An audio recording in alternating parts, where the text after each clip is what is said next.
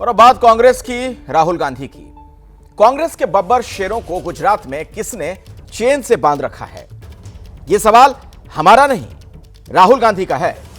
गुजरात में पार्टी अधिवेशन की तैयारी में जुटे राहुल गांधी ने आज अपनी ही पार्टी के उन नेताओं को जमकर खरी खोटी सुनाई जो पार्टी विरोधी गतिविधियों में लगे हैं। राहुल ने कहा, उन्हें ऐसे नेताओं को पार्टी से बाहर निकालने से भी गुरेज नहीं है। तो सवाल यह है कि राहुल गांधी के इस बयान से गुजरात कांग्रेस की सूरत आखिर कितनी बदलेगी?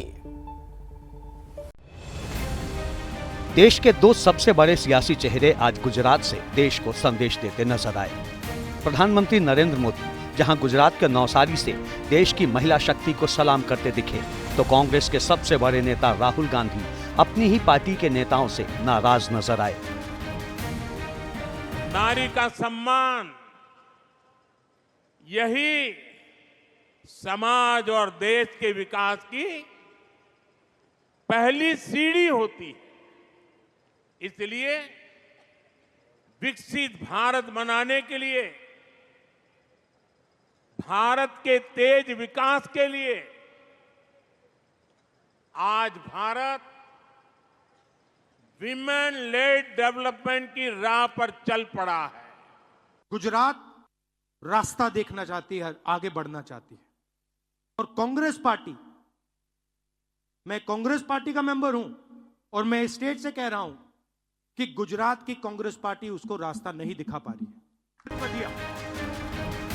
2 दिन के गुजरात दौरे पर अहमदाबाद पहुंचे राहुल गांधी ने अपनी ही पार्टी को लेकर बड़ा बयान देते हुए कहा कि पार्टी में बब्बर शेरों की कमी नहीं है, लेकिन सब चेन से बंधे हुए हैं।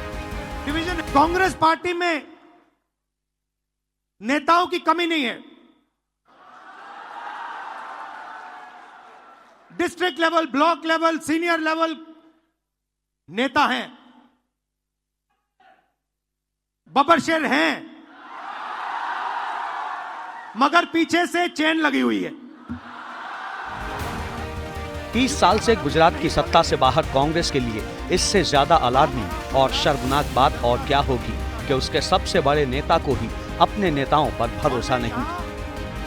2 तरीके के घोड़े होते हैं, एक होता है रेस का, एक होता है शादी का। कांग्रेस पार्टी रेस के घोड़े को बारात में डाल देती है और बारात के घोड़े को रेस में डाल देती है।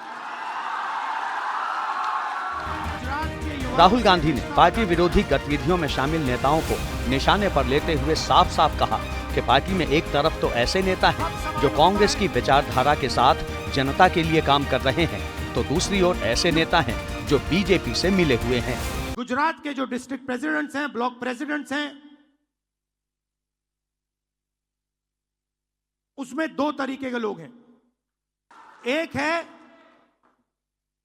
जो जनता के साथ खड़ा है और जिसके दिल में कांग्रेस पार्टी की विचारधारा है, और दूसरा है जो जनता से कटा हुआ है, जनता की इज्जत नहीं करता है। उसमें से आधे बीजेपी से मिले हैं, बी टीम नहीं। राहुल गांधी ने ऐसे नेताओं की पहचान कर उन पर सख्त कार्रवाई करने की चेतावनी भी दे दी।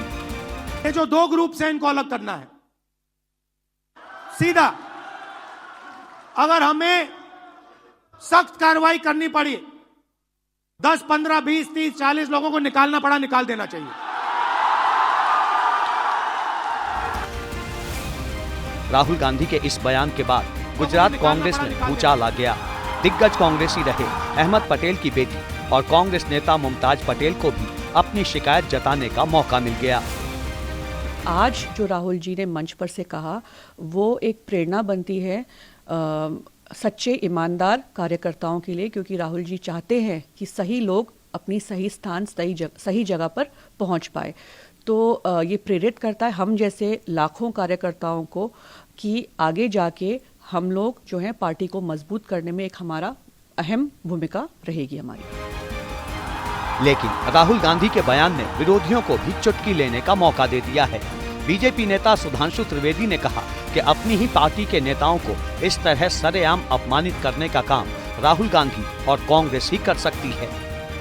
मुझे लगता है अपनी पार्टी के लोगों को पब्लिकली ह्यूमिलिएट करने का ऐसा उदाहरण कभी देखने को नहीं मिलेगा। दरअसल बीते कुछ चुनाव से गुजरात में कांग्रेस का प्रदर्शन बेहद शर्मनाक रहा है। 2022 के विधानसभा चुनाव में बीजेपी को गुजरात में 156 सीटें मिली थी, जबकि कांग्रेस सिर्फ 17 सीटों पर सिमट गई थी। 2024 के आम चुनाव में बीजेपी ने 25 सीटें अपने नाम की, जबकि कांग्रेस को सिर्फ 1 सीट पर जीत मिली। हालांकि 2017 के विधानसभा चुनाव में गुजरात में कांग्रेस ने बीजेपी को कड़ी टक्कर दी थी, पर उसके बाद पार्टी पिछड़ती चली गई। अब राहुल गांधी गुजरात कांग्रेस में नया जोश, नया जज्बा भरने में लगे हैं, लेकिन अपनी ही पार्टी के नेताओं पर निशाना साधने से उन्हें कितना फायदा होगा, ये कहना मुश्किल है।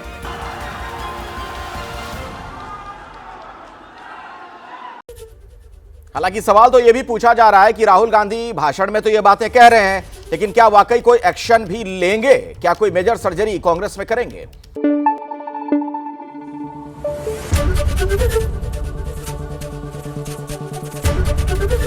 एबीपी न्यूज आपको रखे आगे।